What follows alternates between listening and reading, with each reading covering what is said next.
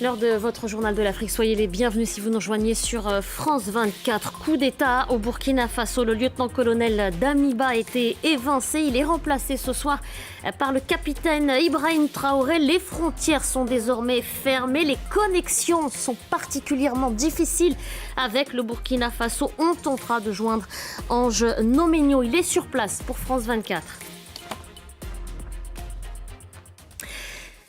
Vous l'aurez compris, nous allons consacrer une large partie de cette édition à ce coup d'État confirmé au Burkina Faso. Le lieutenant-colonel Damiba est évincé du pouvoir après des heures d'incertitude. L'annonce a été faite à la télévision publique. Vous voyez ces images justement qui nous parviennent de la capitale.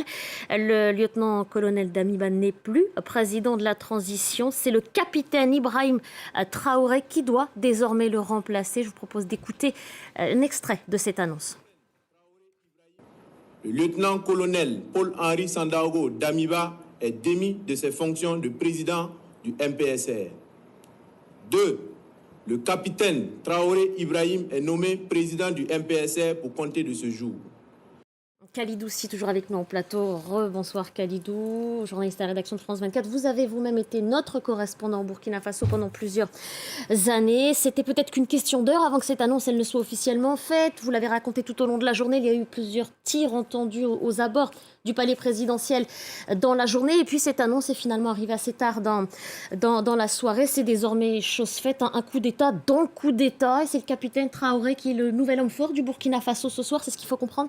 Comme vous l'avez dit, Nabia, c'est un coup d'État dans le coup d'État. La journée a été très longue à Ouagadougou. Tout a commencé dans la nuit, à 4h du matin. Les premiers tirs ont retenti dans le camp Babassi à Ouagadougou et au niveau de la présidence.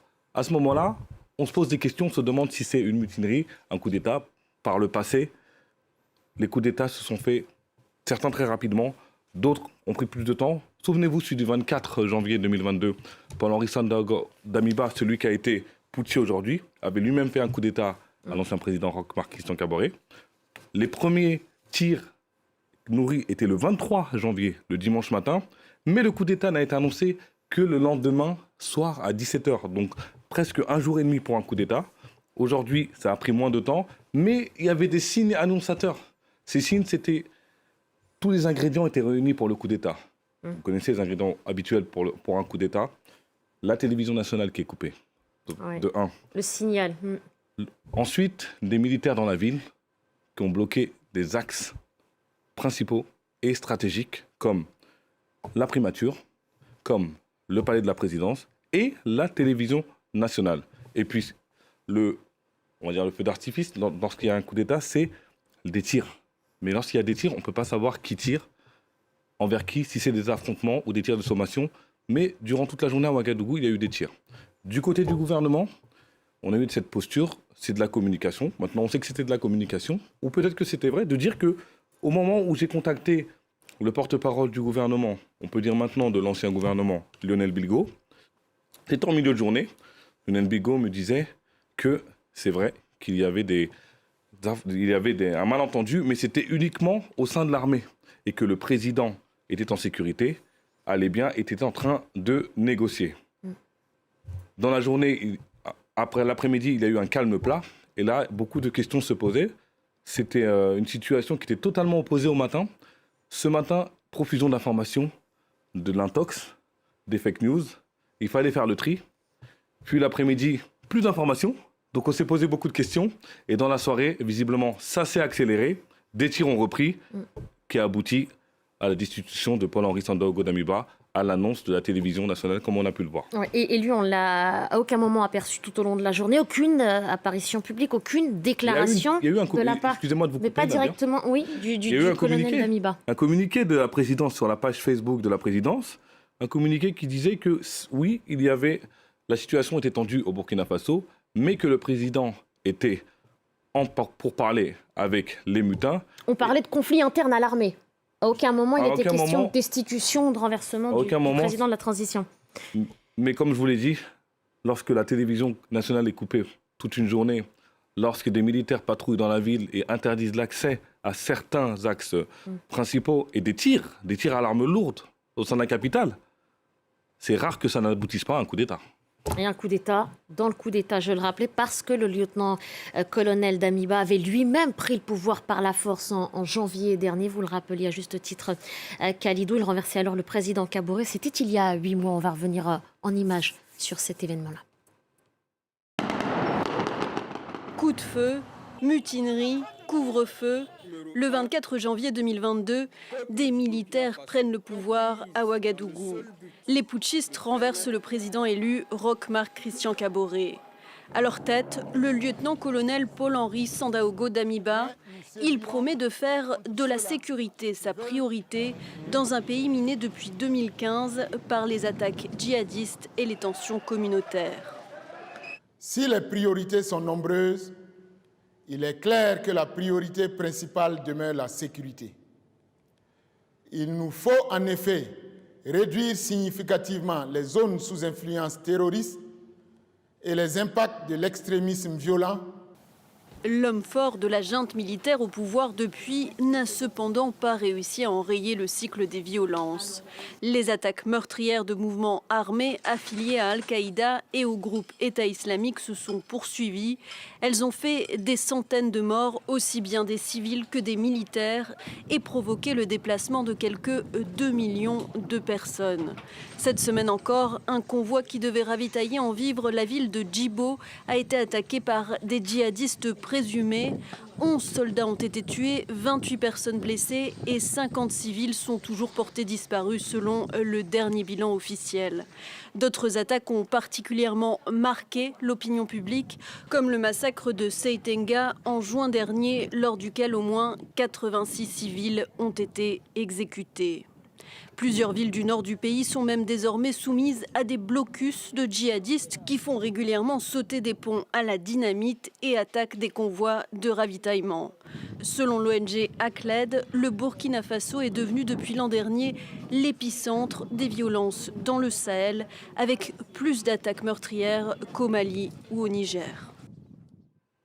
Khalidou, on va revenir maintenant sur la situation actuelle et les développements de ces dernières heures. On sait que les frontières ont été fermées, on sait que les connexions sont particulièrement difficiles. On a nous-mêmes eu beaucoup de mal à joindre nos équipes sur place, nos envoyés spéciaux. Qu'est-ce qui peut se passer dans les prochaines heures? On a l'impression que c'est un huis clos là, qui est en train de se créer autour du pays.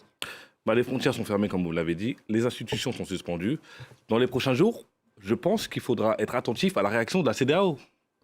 Parce que, vous l'avez vu, lors du premier coup d'État que Paul-Henri Sandaogo Damiba a fait le 24 janvier dernier, la CEDEAO a été un peu plus patiente et conciliante avec le Burkina Faso qu'avec le Mali, prenons l'exemple du Mali ou la Guinée. Mais là, c'est un coup d'État dans un coup d'État, comme ce qui s'est passé au Mali. C'est vrai que la CEDEAO avait donné quelques gages en juillet dernier. C'était hier. Exactement. Et là, on est dans une configuration d'un double coup d'État. La CEDEAO pourrait être beaucoup plus sévère, pourrait sanctionner le Burkina Faso. Dans les prochaines heures, il y aura une réaction de la CEDEAO qui n'a pas d'autre choix, et de l'Union africaine. Mais à part des mots, ce sera quoi? Ce sera une condamnation tout simplement et ça s'arrêtera là? Évidemment que la CEDEAO va condamner ce coup d'État. Un coup d'État n'est pas constitutionnel, il sera évidemment condamné par la CEDEAO. Mais pardon, mais ce ne sont que des mots. Est-ce qu'il peut y avoir des sanctions? Ça, c'est une autre histoire. Tout d'abord, je pense que la CEDEAO va envoyer des émissaires au Burkina Faso très rapidement, la semaine prochaine, pour rencontrer les putschistes et savoir leur motivation. Ensuite, pour avoir leur feuille de route, savoir s'ils vont redonner le pouvoir aux civils ou ils souhaitent s'installer dans une transition de je ne sais combien de mois. On va réécouter une nouvelle fois cette déclaration faite en direct à la télévision pour vous, téléspectateurs, si vous venez nous rejoindre il y a quelques minutes. Je vous rappelle donc cette actualité, ce principal titre de nos éditions de ce soir, coup d'État au Burkina Faso. Après plusieurs heures d'incertitude, une annonce a été faite ce soir à la télévision publique. Le colonel Damiba n'est plus le président de transition. Il est remplacé par le capitaine Ibrahim Traoré. Écoutez. Le lieutenant-colonel Paul-Henri Sandaogo Damiba est démis de ses fonctions de président du MPSR. 2. Le capitaine Traoré Ibrahim est nommé président du MPSR pour compter de ce jour.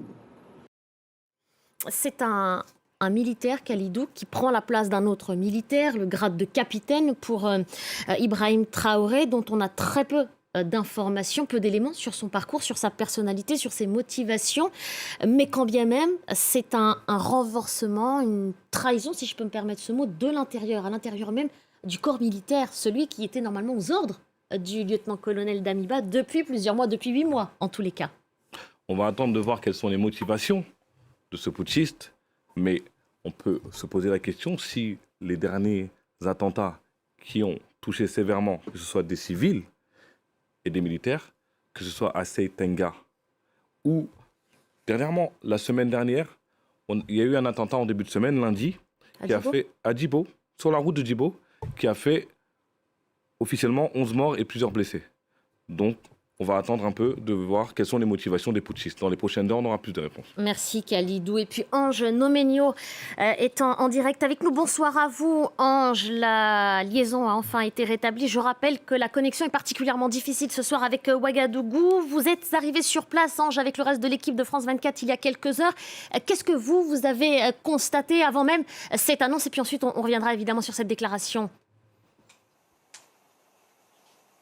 Alors nous avons constaté que la ville était vraiment très calme, il n'y avait pratiquement pas de mouvement, sauf à certains endroits stratégiques où les militaires avaient mis des barricades pour empêcher toute circulation, des endroits stratégiques comme la radio-télévision burkinabé et bien entendu au niveau de la présidence. Nous avons aussi constaté que l'aéroport était toujours ouverte jusqu'à présent, maintenant qu'elle est fermée. Et bien entendu, beaucoup de personnes sont restées à leur domicile. Il n'y avait pratiquement plus d'activité et ça montrait effectivement les signes de la situation qui règne actuellement à Ouagadougou. Est-ce qu'il y a eu des réactions cette fois-ci, Ange, juste après la prise de parole et cette annonce à la télévision publique, l'annonce de la destitution du lieutenant-colonel Damiba? Alors jusqu'à présent, il n'y a pas encore eu de réaction, mais ça ne saurait tarder.